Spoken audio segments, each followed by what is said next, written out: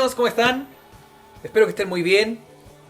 Y bienvenidos a nuestra tercera clase de la serie Los 12. La clase del día de hoy se trata acerca de el discípulo Mateo, ¿sí? Y vamos a estar conociendo más acerca de cómo fue llamado, de quién era él y de qué hizo, lo que dice la Biblia sobre él. Así que comencemos. El versículo clave de hoy es Lucas 5, 27 y 28. Así que búsquenlo conmigo, lo vamos a leer. Después de estas cosas, salió y vio a un publicano llamado Leví, sentado al banco de los tributos públicos, y le dijo: sígueme. Y dejándolo todo, se levantó y le siguió. Entonces, ese es el versículo clave de la clase de hoy. Memorícenlo porque después me lo van a tener que decir. Pero no solo memorícenlo, sino que apréndanlo, ¿sí? Es lo más importante. Entonces, el hombre que todos conocemos como Mateo se llama Leví. Leví, recuerden, como la tribu de Israel, uno de los hijos de Jacob, el tercero. ¿Qué significa Leví? Leví significa unir, literalmente. Y también, en esto que nosotros sabemos de Leví, en Mateo dice que fue hijo de Alfeo y vivió en Capernaum, donde fue recolector de impuestos en la aduana local de Roma, que es lo que también se llama publicano. Lo definiremos con más especificidades un poquito más adelante en la clase. Entonces, Leví, al conocer a Jesús, fue cambiado su nombre a Mateo, el que conocemos nosotros. Y el significado de este nombre, Mateo, es regalo de Dios o don de Dios. Eso significa Mateo. Qué bonito, ¿cierto? Entonces, leamos esta vez la historia completa para que podamos ir conociendo más detalles. Ahí donde estamos, en Lucas 5, vamos a leer del 27 hasta el 32. Después de estas cosas salió y vio a un publicano llamado Leví, sentado al banco de los tributos públicos, y le dijo: sígueme. Y dejándolo todo, se levantó y le siguió. Y Leví le hizo gran banquete en su casa, y había mucha compañía de publicanos, y de otros que estaban a la mesa con ellos. Y los escribas y los fariseos murmuraban contra los discípulos diciendo: ¿por qué coméis y bebéis con publicanos y pecadores?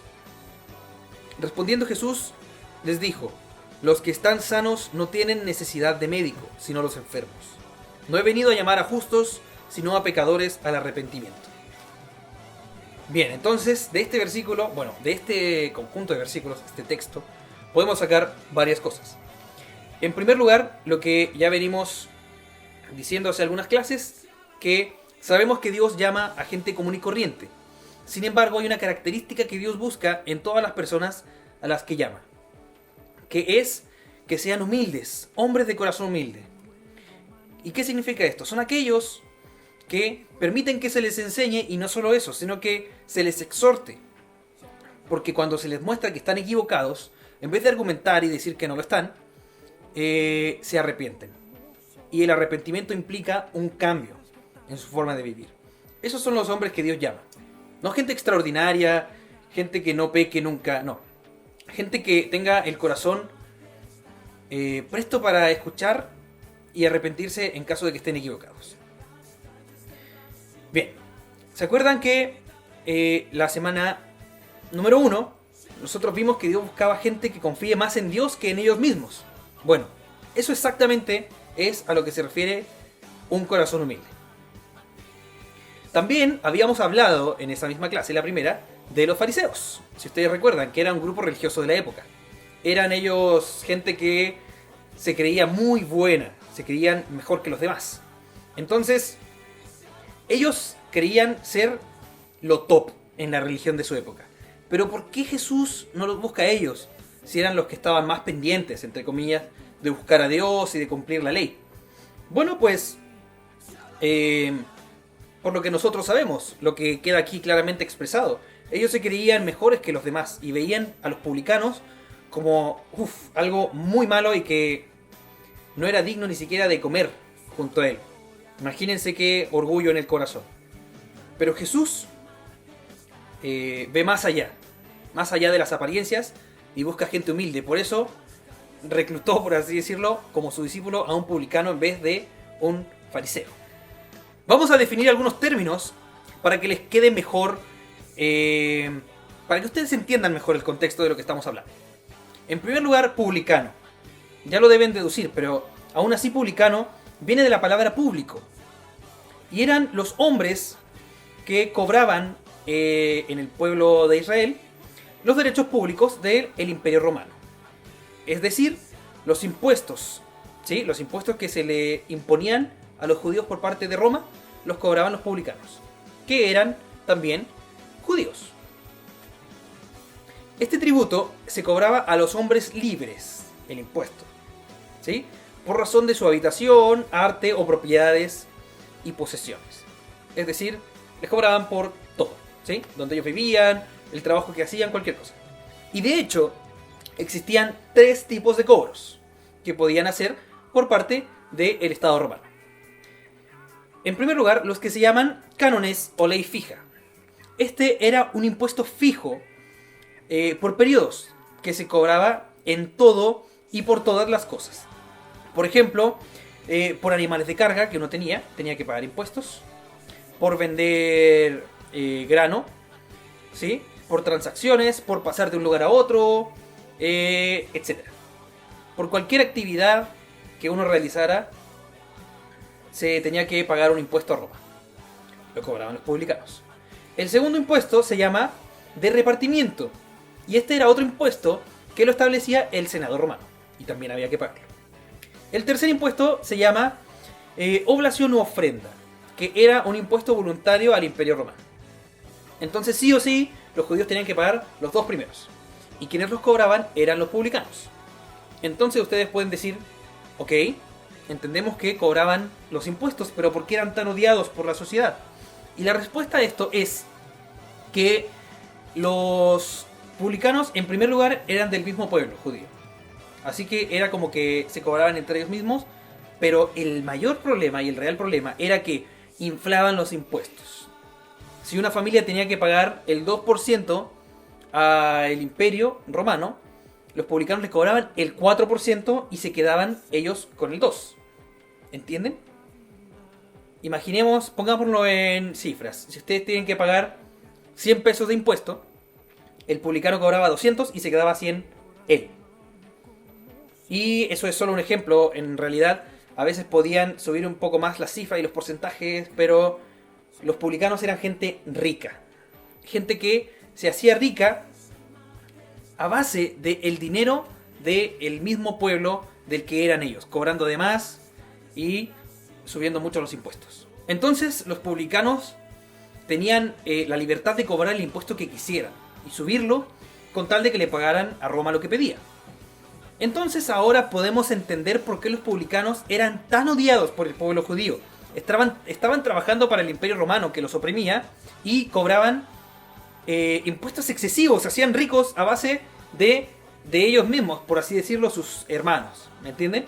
Entonces cuando Leví estaba, o Mateo, estaba en su casa comiendo con Jesús y rodeado de publicanos, ¿qué pasa? Que él escucha, no solo escucha, sino que él atiende, esa es la palabra, él atiende el llamado de Jesús, deja todo y lo sigue. Entonces, ¿qué pudo pasar? Puede pasar, o pudo pasar, que los publicanos se dieron cuenta de que Leví siguió a Jesús. Así que Jesús empezó a ser seguido por otros publicanos.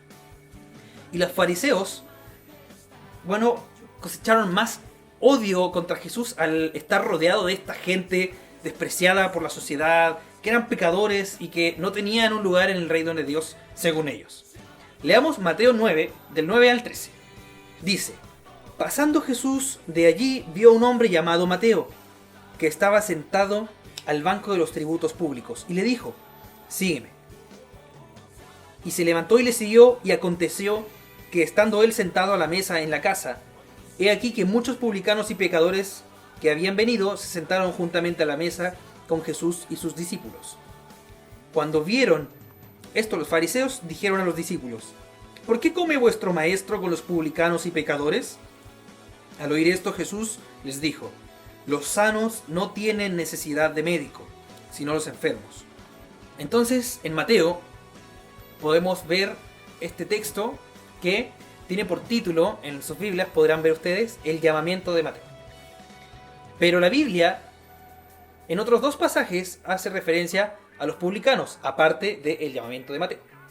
Y estas otras dos son la parábola del fariseo y el publicano, que se encuentra en Lucas 18:9, y la historia de Zaqueo, que era el jefe de los publicanos. De estas tres historias podemos llegar a la misma conclusión, que lo más importante de estos pasajes que hablan de publicanos es que estos tres reconocen su pecado. En las tres historias reconocen su pecado y reconocen que necesitan de Dios. Pero aparte de reconocerlo, se arrepienten. Y esto implica que cambian totalmente la dirección en la que llevaban su vida. Los tres publicanos son salvos a pesar de su condición y de cómo los trataba la sociedad. Qué hermoso darse cuenta de eso. Es como lo que hablamos en clase. A veces nos podemos equivocar, pero lo más importante es ser humildes y arrepentirnos para poder ir mejorando y que el Señor, en su misericordia, nos otorgue de su salvación, que ya lo ha hecho. Bien, entonces leamos nuevamente Lucas 5, 27 y 28 para recalcar un punto importante. Después de estas cosas salió y vio a un publicano llamado Leví, sentado al banco de los tributos públicos, y le dijo: sígueme. Y dejándolo todo, se levantó y le siguió. ¿Por qué Mateo o Leví dejó todo y siguió a Jesús? ¿No se le hace extraño estar trabajando y de repente llega Jesús, un completo desconocido, y le dice: sígueme? Y deja todo y lo sigue. Bueno, vamos a ver que no era tan desconocido. Mateo era un publicano. Esto implica que era despreciado por la sociedad. Pero esto además quiere decir que a él no se le permitía entrar a las sinagogas. Los fariseos no dejaban a los publicanos entrar al lugar donde se enseñaba la ley. Entonces, ¿qué hacía Mateo? Al ser despreciado, él, como tenía un corazón humilde, buscaba respuestas a todo lo que él necesitaba en la palabra de Dios. Entonces, él pasó su vida leyendo acerca de las profecías mesiánicas, de que iba a venir un Salvador, y ese Salvador iba a acabar con el sufrimiento que tenía el pueblo. Entonces, él sabía de Jesús y del Mesías, y siempre estuvo esperándolo, tal cual como lo hacemos nosotros. Nosotros somos similares, no iguales, porque sabemos que Jesús vino y esperamos su regreso. Ellos esperaban la primera venida de Jesús. Y Mateo lo sabía. Él, en su mente y en su corazón, sabía que Jesús vendría, y al momento de que se le presentara, no iba a titubear. Él estaba preparado desde siempre para dejarlo todo y seguir a Jesús. Entonces, cuando Jesús se le presenta, Mateo ya sabía que él era el Mesías. Por eso a él no le costó ni dudó un segundo en dejar todo y seguirle. Porque, ¿qué implicaba seguirlo? Primero tenía que dejar su trabajo, que además era un trabajo bien remunerado. Podemos ver que él tenía amistades cuando va a su casa y está rodeado de publicanos. Así que tenía que dejar de lado posiblemente sus amistades. Y además, él tenía que dejar también su vida de pecado, porque los publicanos, como ya les dije, cobraban de más. Entonces tenía que hacer un cambio total de vida, y él no dudó en hacerlo para seguir a Jesús y predicar del Evangelio. Qué bonito, ¿cierto? La Biblia no nos habla más de Mateo, pero podemos saber qué pasó en su vida después por medio de la historia. Mateo escribió el Evangelio de Mateo, y lo escribió aproximadamente en el año 50-60 después de Cristo. Se cree que después él predicó en Judea aproximadamente 15 años, ¿sí? Entre 13 y 15 años que predicó ahí, y después se fue a predicar a otro lado, hacia la zona de África. Pero también se sabe que él murió en Etiopía, atravesado por una espada. Pero fue fiel hasta el final, Mateo, y escribió este evangelio en el que nosotros podemos aprender de Jesús. Eso es muy bonito, que los evangelios siempre nos muestran como protagonista a Jesús. Imaginen que él escribió el Evangelio de Mateo y él no se centra en él mismo, en Mateo. No se nombra mucho más que lo necesario, el centro siempre es Jesús. Así que tenemos que aprender de Mateo la humildad, ser humildes, identificar cuando nos equivocamos o dejar que nos ayuden a identificarlo, nuestros padres, nuestros pastores, y cambiar de vida. Dejar sin titubear nuestro pecado y cambiar de vida. Así que bueno, esa es la lección de hoy, niños. Espero que la entiendan, que les haya quedado claro. Cualquier pregunta me la pueden hacer al número que aparece aquí en pantalla, que es donde además me tienen que mandar su video, como todas las semanas, con el versículo que estudiamos y con la manualidad que van a aprender a continuación. Los dejo, espero que pongan en práctica todo lo que aprendemos, que repasen, y ya se vienen más tareas de las mías, esas que les doy a veces, de aprender ciertos libros de la Biblia y otras cositas. Así que estén preparados. Bueno, los quiero mucho, les mando un abrazo, nos vemos la semana que viene. Y eso, muchos abrazos a su familia, saludos a todos, los queremos mucho. Por amarme como soy y rescatarme a ti. Hola niños, espero que todos estén muy bien. Vamos a empezar con nuestra manualidad para hoy, pero primero les quiero adelantar que llevo varios días trabajando en una manualidad que está increíble, de verdad que sí. Pero la vamos a hacer en dos partes porque es un poquitito larga, pero de verdad que está genial, a mí me encantó. Entonces, como es un poco más compleja, les dejé y ahí van a ver los patrones e intenté explicárselos de la forma más sencilla que pude. Así que manos a la obra. Empecemos. Para la manualidad de hoy vamos a necesitar tijeras. Yo ocupé distintos tipos de lápices, goma, regla, pegamento en stick pick o mejor aún si tienen tipo silicona fría. Plumones, lápices de colores, tizas pastel, cartulinas varias, lo que tengan. Y además vamos a usar los moldes que les estoy mostrando en pantalla. Los hice así para que sea más sencillo para ustedes, pero si también los quieren dibujar o agrandar las medidas por igual, pueden hacerlo sin ningún problema. Recuerden que para usar los moldes pueden tomarle pantallazo a lo que se ve en pantalla y así imprimirlos o, como les decía, volverlos a dibujar. Estos son los moldes que vamos a ocupar para la primera parte de nuestra manualidad. Yo los recorté y estos los voy a usar para calcar en mi cartulina. Vamos a hacer una especie de bote en medio de un océano, así que ahora van a ver los colores que utilicé. Y bien, aquí ya tengo las piezas que ya recorté, ya doblé y también me entretuve dándole sombras, haciendo distintas texturas. Ahora en un ratito les voy a explicar cómo fue que lo hice por si quieren hacer algo similar. Esta pieza que ven acá, esta se dobla a la mitad y ahí le bordé uno de los lados. Y ahí les voy explicando más detalladamente pieza por pieza para qué sirven o para qué las vamos a usar. Para poner acá el versículo clave.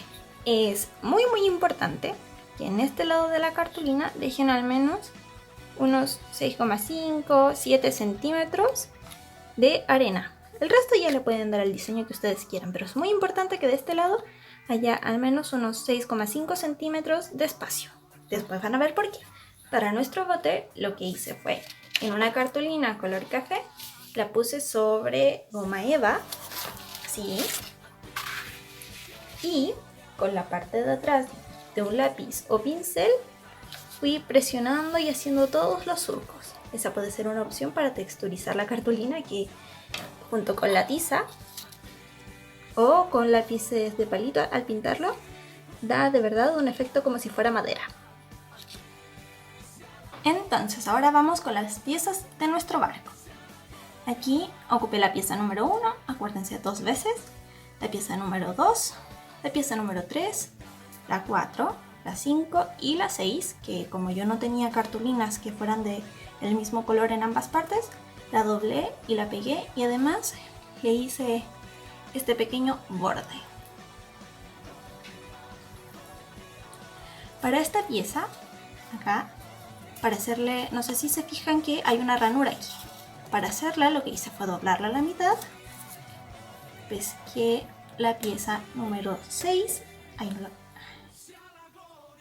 y hice pequeñas marcas más o menos a la mitad para poderla deslizar por dentro. Entonces yo aquí hice un par de marcas y con unas tijeras, así doblado a la mitad, lo que hice fue recortar un poquitito hacia adentro y ahí tendría lista la ranura. Y acá tenemos la pieza 7, 8, 9 y 10. Si se fijan, la estructura es la misma, solo que el largo varía. Acá, ¿por qué se ve blanco? Ahora les voy a mostrar un arreglín que tuve que hacer porque, como les mencioné, mi cartulina es blanco de un lado y tiene color del otro. Después, cuando estemos armando nuestra tarjeta, les voy a mostrar cómo se doblan, pero para adelantarles, yo de este lado lo que tuve que hacer es pegarle un pedacito de cartulina extra del mismo tamaño para que al doblarla así se vea también de color azul.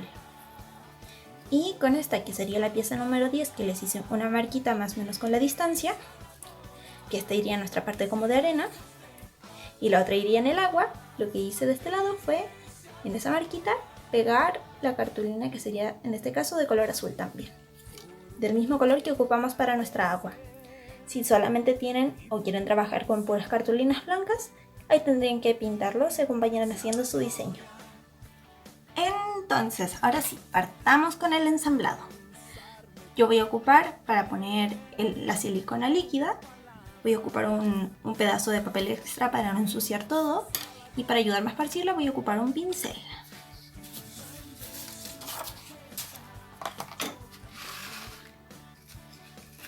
Aquí entonces lo que vamos a hacer es lo siguiente. Vamos a doblar todas las pestañas hacia adentro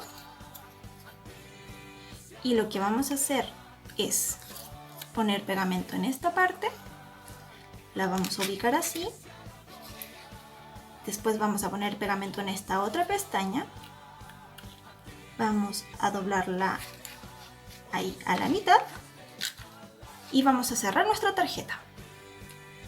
Ahora les muestro cómo.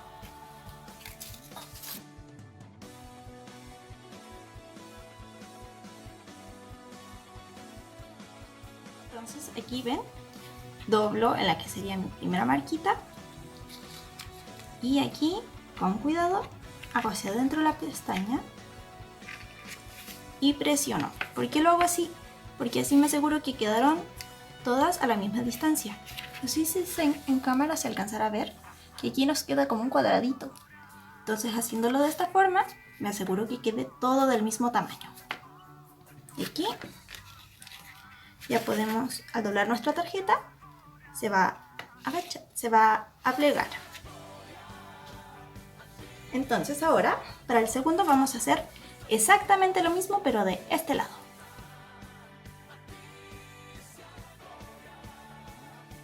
Y niños, es muy importante que queden a la misma altura. Pueden dar vuelta a su trabajo para revisar, ven, que quede a la misma distancia.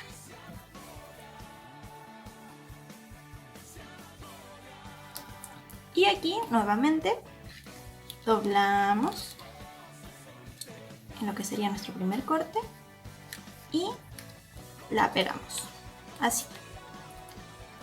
Aquí yo prefiero usar un pincel a usar mis dedos, ya que después estaría tocando todo otra vez y estaría manchando todo con pegamento. Pero hay gente que prefiere usar los dedos y si los van a usar sus dedos, tengan cerquita algún trapito, alguna hojita donde se puedan ir limpiando.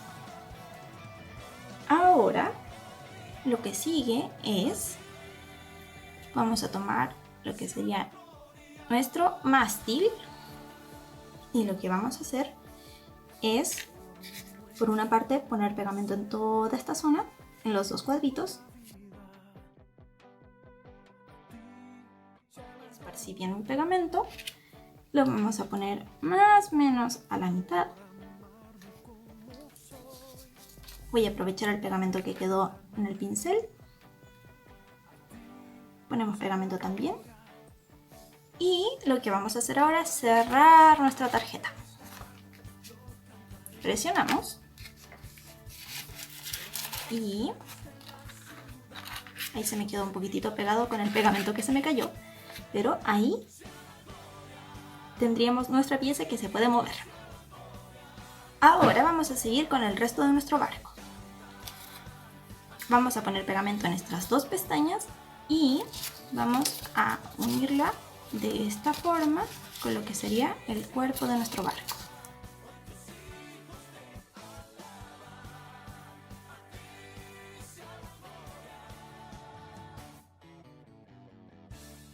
Entonces, ahí tienen que revisar que nuestras piezas acá calcen, que queden estiraditas y que se puedan después abrir por este lado. Este pegamento a veces mancha un poquitito más, lo pueden hacer también con stick pig. Bueno, ahí lo abrí completamente. Si lo hacen con stick pig también ahí tienen que esperar a que se seque e ir quitando los restitos que queden. Mientras se secan nuestras otras piezas, les voy a enseñar qué vamos a hacer con estas y cómo se doblan. Por el lado de color tenemos que doblar todas estas 4 pestañitas más este palito que es más largo hacia adentro. Este lo doblamos y así es como se va a ver. Este lado queda completamente, digamos, de color y esta última pestañita la vamos a doblar también hacia adentro.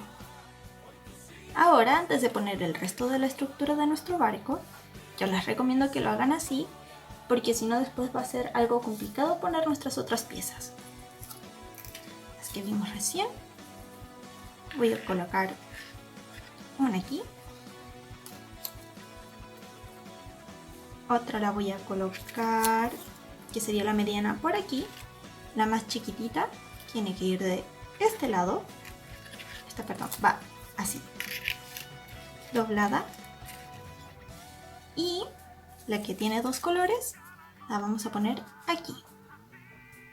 Entonces veamos ahora cómo vamos a pegar estas piezas. En las patitas que van acá atrás las vamos a doblar hacia adentro y en estas no vamos a colocar pegamento. Es muy importante, si no nuestra pieza no se va a mover. Vamos a ubicar nuestra pieza. Es muy importante que este lado de esta pestaña esté calzando con la mitad de nuestra tarjeta, que aquí lo podemos ver por el doblez. Entonces, una vez que lo tengamos así, vamos a poner pegamento en estas 2 pestañas y vamos a doblarlas hacia adentro, ¿sí? Y así, con pegamento aquí, vamos a ubicar de nuevo esto justo a la mitad y las vamos a pegar de esta manera, así.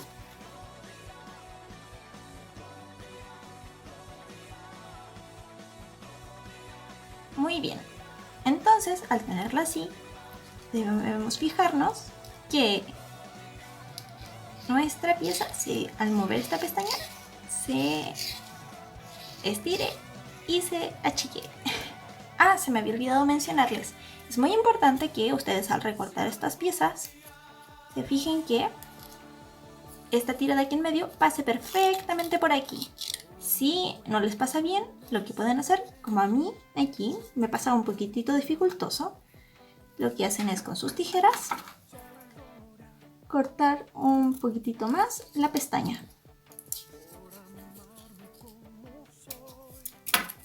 Y ahí sí, perfecto, ahí me pasa bien. Sigamos. Aquí, esta pestaña que nos llega a la mitad, aquí pueden corregir un poquitito, si no es así, o recortarla un poquitito. A mí se me movió al momento de pegarla, así que yo aquí le recorto ese pedacito. Y lo que vamos a hacer es así tal cual, vamos a colocar pegamento.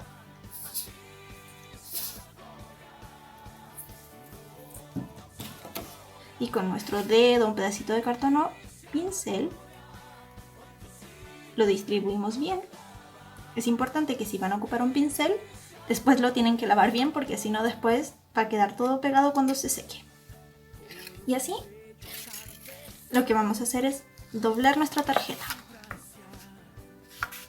Presionamos bien. y esperamos hasta que se pegue. Si ocupan stick pick, también hacen lo mismo, presionan bien hasta que se pegue. Entonces, al abrir nuestra pieza, aquí la primera la pueden ayudar, presionan bien. Esto se va a levantar automáticamente. Y voy a hacer lo mismo con las otras piezas que situé aquí, aquí y aquí. Entonces aquí yo ya pegué todas las piezas y al abrirlas se deberían levantar todas. Acá, aunque esté ocupando un pincel, igual me voy llenando las manos con pegamento. Entonces es muy importante también que tengan cerca un trapito para ir limpiando sus manos y así no vayan ensuciando su trabajo. Ahora continuemos con la parte final de nuestro barco. Lo que vamos a hacer es tomar esta pieza que ya teníamos preparada y vamos a revisar que calce muy bien.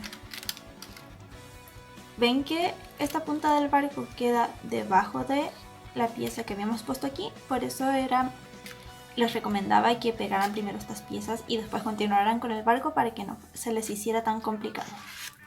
Entonces lo que vamos a hacer es doblar esta pieza y vamos a poner pegamento en este cuadrado de acá, rectángulo, perdón, y en el rectángulo que está acá.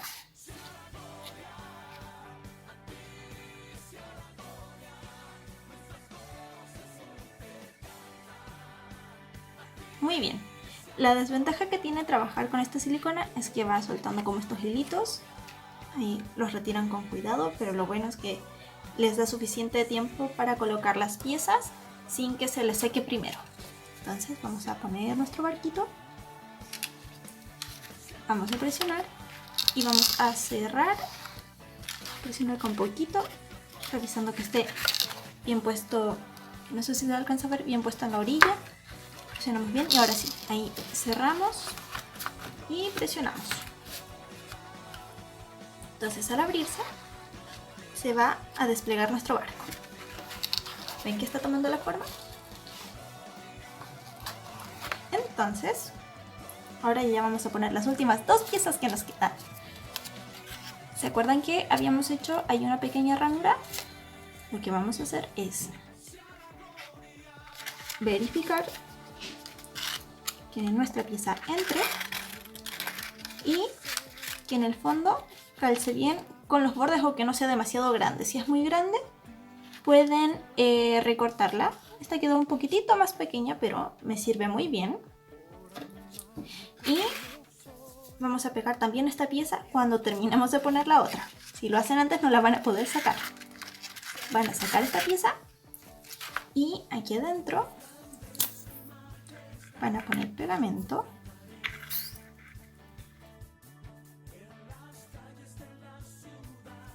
Y muy bien, ahora la van a deslizar y la van a pegar al fondo. Muy bien. Por último vamos a ponerle la vela a nuestro mástil. Perfecto, entonces cerramos nuestra tarjeta y al abrirla deberían levantarse todas las piezas. Esta sería nuestra primera parte. Y esa sería nuestra primera parte de la manualidad. Esta va a ser la más larga. La otra parte de la manualidad ya son un poco más de detalles. Y, o sea, si se dan cuenta son figuras que se repiten. Ahí ven que yo lo doy como de harto detalle como con los colores y las sombras, pero si eso se les dificulta o no tienen el material, no importa si lo dejan así. Ahí ustedes háganlo con lo que tengan en casa, pero ahí con cosas muy sencillas podemos armar esas cosas como tridimensionales que son muy choriza al final. Para la siguiente parte de la manualidad vamos a necesitar un material en especial y les voy a ir diciendo desde ya por si justo tienen en su casa, no lo vayan a botar, que lo guarden, que sería esta, no sé si se alcanza a ver, que es como una mallita, que es donde a veces vienen juguetes, frutas. Si para cuando se haga la segunda parte de esta manualidad no la tienen, la hacemos con lana, con hilo, da lo mismo, ustedes con lo que tengan en casa. Así que entre tanto, como puede que pase un tiempo a que hagamos esta segunda parte, guarden en alguna carpeta, en alguna cajita, esta primera parte de su tarjeta. Así que pórtense bien, manden su manualidad y su tarea al siguiente número y nos vemos en la siguiente clase. ¡Chau, chau!